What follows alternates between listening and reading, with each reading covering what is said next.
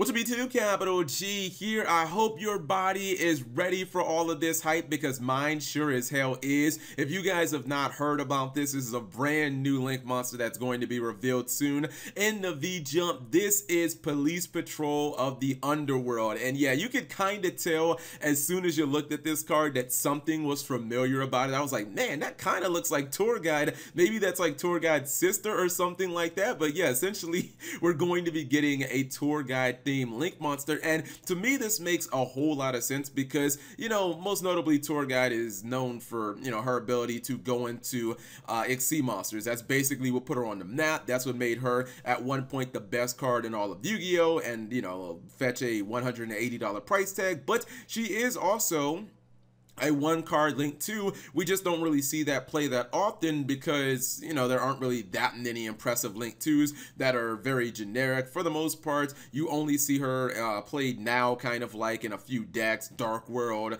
a deck like Burning Abyss always, and then probably PK Fire, maybe Dino Rabbit if you're still messing around with that. But I'm guessing that Tour Guide from the Underworld is probably going to be able to go into this card just off that normal summon extremely easily, and that'll be really nice because especially you guys consider that Sangam, that can get you something like an Ash Blossom Surge. Now it does give us a little bit of information.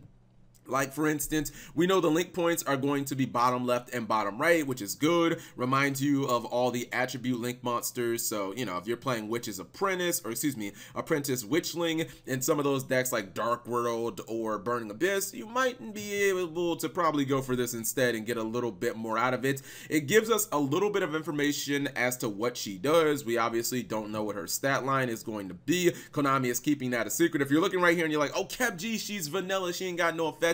No, they just blank that out. Like, we don't know what her stat line is, and we don't know what her, you know, materials are going to be. But it does say that this card is set to heavily help dark attribute decks, which makes a lot of sense because, as I said before, Tour Guide right now, you know, outside of Dino Rabbit, mainly sees play in dark decks. PK Fire, Dark World is, I play mine in, you know, Dark World, and obviously Burning Abyss. Now, what's really interesting is it says, in conjunction with cards in the assumed upcoming meta by Konami and Shueisha, right? So I wonder if this is just the Shonen's opinion of what the meta might look like in the future, or if they're basically alluding to some inside information where, you know, maybe they know about a new archetype that's coming out in Soul Fusion. Soul Fusion is the booster set that comes after Cybernetic Horizon, and maybe they're saying, hey guys, look, there's going to be this new archetype coming out Soul Fusion. It's going to be dark attribute, and this card's going to work super lovely and maybe be amazing in it, because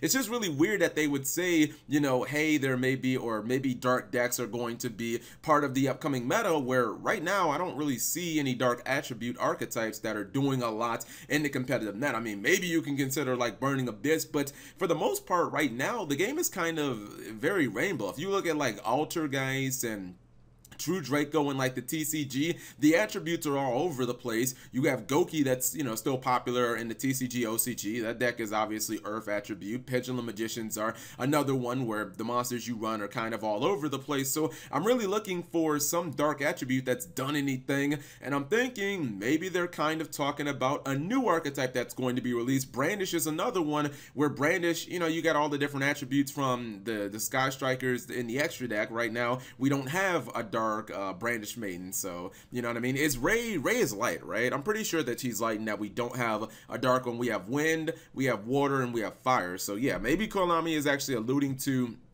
a brand new archetype, or excuse me, not Konami saying this, but maybe the Shonen Jump, the V-Jump, maybe they're alluding to this. But when this card gets revealed, obviously I'll talk about it. But I am actually pretty excited, and I kind of feel like this needs to be like a really solid and powerful card, because to me, when you look at some of like the themes, not really an archetype. Tour Guide's not an archetype. Tour Guide came out and it was like one of the most powerful cards in the entire Zexal era. At one point, it was easily the best card in the game. You guys remember it being played historically with Dino Rabbits and windups because it was a one card to Mighty. Then, you know, it transitioned to like being so popular in Burning Abyss. And when you look at Tour Robust from the Underworld, it was just a complete flop, and it wasn't very good, and it obviously didn't live up to the name. And Konami is kind of done that in the past, where they'll release one really powerful card And then, you know, a few years later, they'll release like another card in that theme and it'll be strong. And then the cards progressively get weaker. I'm talking about like Rescue